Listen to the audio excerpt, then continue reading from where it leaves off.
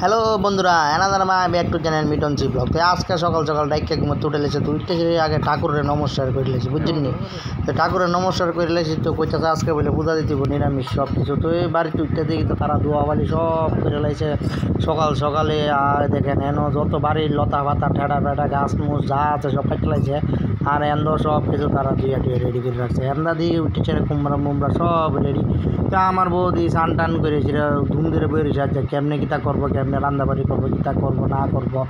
এন্দাইনা সব বাড়ির যা কিছু কাটছে সব আইনা ধুয়ে রাখছে ঘরের ভিতরে। অনেক সব রেডি করতে বলছেন আমার বউ, অনেক চাল টাল ধুয়ে রেডি হয়েছে। এবার চাল টাল ধুয়ে বলে বয় দিব রান্দা। তো এনে দিয়ে বয় দিছে আগুই মিষ্টান্ন, আর এক সাইডে বয় দিচ্ছে ডাই, বুঝছেন নি? তো আজকে তো অনেকে আজকে আপনার তো আজকে দেখেন আমার মা লয়ে বয়ে থাকে সবজি কাটতো, সব কিছু সবজি টবজি কাটবো।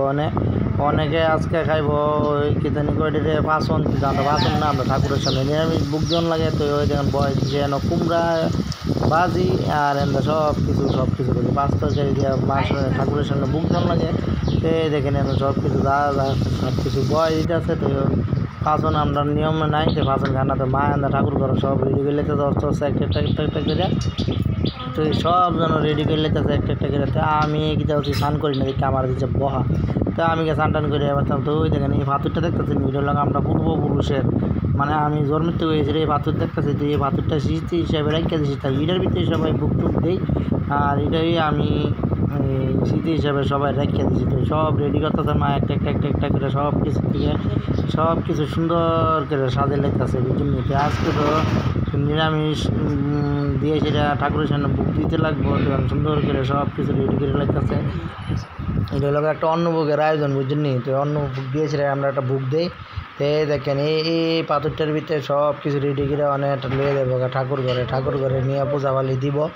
আর আমি এন্দা তার পিছিয়ে ঘুরতে আসি, কিতা করুম কিতা না দিছি আমি সে কিচ্ছু পাই না। তো এই দেখেন সব এন্দা রেডি করে লাইছে একটা করে সব কিছু রেডি করে লাইছে। কিন্তু পাথরটা আমি বলতে পারি না, এই পাথরটা আমি স্মৃতি হিসেবে রেখে দেবো। তো আয়া বসছি ঠাকুর ঘর।